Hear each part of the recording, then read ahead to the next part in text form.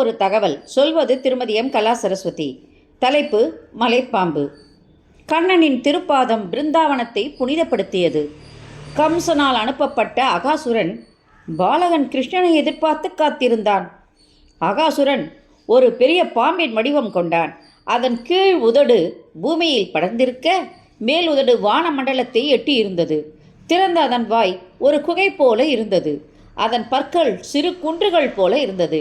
அதன் நாக்கு நடைபாதை போல் இருந்தது. கண்கள் தீப்பந்தம் போல் எரிந்தது. பாம்பின் மூச்சுக்காற்று அந்த சுற்றுப்புறத்தையே சுட்டு எரித்தது.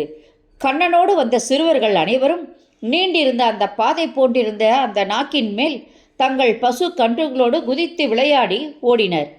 அகாசுரன், இந்த சிறுவர்களை கொன்று பயனில்லை, இவர்களை தேடி அந்த மகாவிஷ்ணு வரட்டும் என அசையாமல் காத்திருந்தான். உள்ளே நுழைந்த சிறுவர்கள் மூர்ச்சையாகி கீழே சாய்ந்தனர். தன் நண்பர்களை தேடி கிருஷ்ணன் புறப்பட்டான்.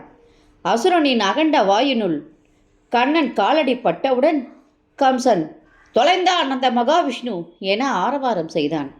தேவர்கள் அச்சம் கொண்டனர். அச்சமயம் விஷ்ணு சுயரூபம் கொண்டான். அசுரனின் கழுத்தில் கண்ணன் வளர்ந்திட அசுரனின் மூக்கு துவாரங்களெல்லாம் அடைக்கப்பட்டது.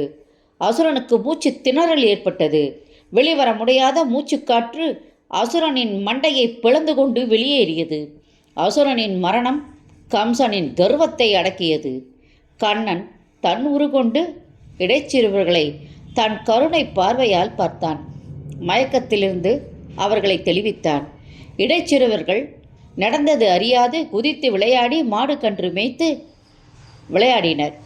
மணலில் அமர்ந்து வெண்ணெய் மிதக்க தயிர் சாதம், ஊறுகாய், மாவுடு வைத்து கண்ணனோடு உணவுண்டு மகிழ்ந்தனர். அப்பொழுது ஒரு சிறுவன், கிருஷ்ணன் என்றால் என்ன அர்த்தம் என்று கேட்க, மற்றொருவன், கிருஷ்ணன் என்றால் கருப்பு என்று அர்த்தம், என் அம்மா சொன்னா. அதற்கு மற்றொருவன், அப்படின்னா நாம் எல்லாரும் கருப்பு நிறம் தானே, அப்போ நம்ம எல்லாரும் கிருஷ்ணன் தானா என்று கேட்க, கிருஷ்ணன் அவர்களை அன்புடன் பார்த்தான்.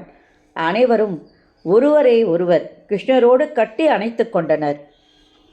எங்கள் உலகமாம் கோகுலமே உன் பின்னால் அன்றோ, எங்களுக்கு உன்னை மறைக்கும் இமைக்கும் நேரமும் இன்னல் தரும் நேரமன்றோ, நீ குழந்தையா?